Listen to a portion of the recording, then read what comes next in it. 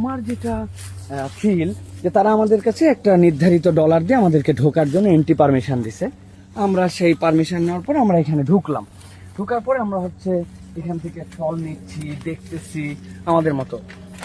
কিন্তু এই ফল নিয়ে আমরা যখন বেরিয়ে যাব, আমরা আলু পর্যন্ত উঠাইছি, আপনাদেরকে দেখাতে পারবো, মরিচ, বেগুন, বিভিন্ন ধরনের জিনিস।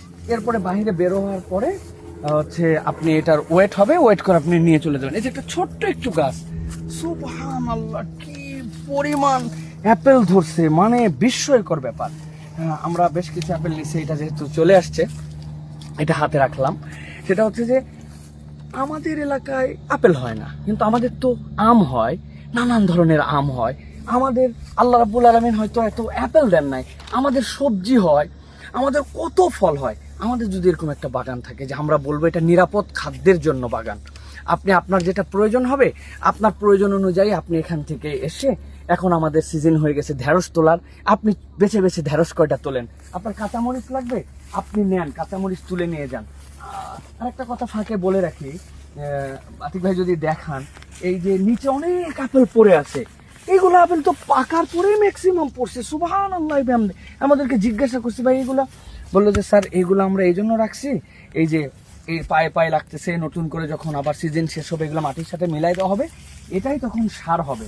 তো আমাদের হয়তো এত বিলাসিতা নাই, কিন্তু আমরা তো ইনশাল্লাহ যদি চেষ্টা করি তাহলে আমাদের এরকম কিছু বাগান বানাতে পারি, যেখান থেকে আমরা এইরকম করে মানুষের জন্য অফার করলাম। এটা একটা নতুন করে আমাদের জন্য ট্যুরিজম হতে পারে, নতুন করে আমাদের কৃষির জন্য আমাদের বাণিজ্যের যে চিন্তা সেটা হতে পারে। সাথে সাথে কি হতে পারে, এই যে মানুষকে আমরা বিষ দিয়া জোর করে ওর মধ্যে ইনসেকটিসাইড দিয়ে নিচে সার দিয়ে নামানোর আগে আমরা প্রসেস করার জন্য, মানুষ তখন যে সেখান থেকে একটা নতুন আকর্ষণ করে তুলে নিয়ে আসবে। এমনকি আমার কাছে যেরকম আমার এই আপেল দেখে, এই যেগুলো দেখে আমরা বিস্মিত হয়ে যাচ্ছি। বাংলাদেশের আমি বিশ্বাস করি পেঁপে বাগান দেখলে অনেকে বিস্মিত হয়ে যাবে। বাংলাদেশে আমরা বিশ্বাস করি যে এরকম আমের বাগান আছে, কাঁঠালের সিজনে কাঁঠালের বাগান আছে, সবই এখানেও হয়। তো ওই রকম কিছু মানুষ কিন্তু তখন আকর্ষিত হয়েও যাবে। সাথে সাথে নিরাপদ খাদ্য, যেটা বারবার বলতেছি, আমার বাচ্চাকে আমি কি খাওয়াচ্ছি, সে কি ভালো খাবার খাচ্ছে না বিষ খাবার খাচ্ছে। আমি যদি এরকম দু একটা ভাইরা কৃষি উদ্যোক্তা হন, যে চমৎকার করে এরকম বাগান বানালাম, যেখান থেকে এসে আপনি আপনার মতো করে তুলে নিয়ে যাবেন। অনেকে অনেক কথা বলবেন, বাঙালি ভাই এ করে নিবে সে করে নিবে, অনেক কিছু এগুলো বলা যায়, কিন্তু উদ্যোগ নিয়ে যদি কেউ করেন ইনশাল্লাহ আমরাও কিন্তু এরকম কিছু করতে পারি। সুতরাং আমি 4টা পয়েন্টের কথা এখান থেকে আবার রিমাইন্ড করাই দেই। এটা একটা বাগান, এরকম বাগান হতে পারে।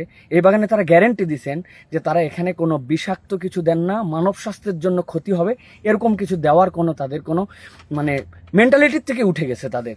আর 3 নম্বর, এই রকম টাইপের আমরা ভিন্ন বাগান আমাদের দেশেও করতে পারি।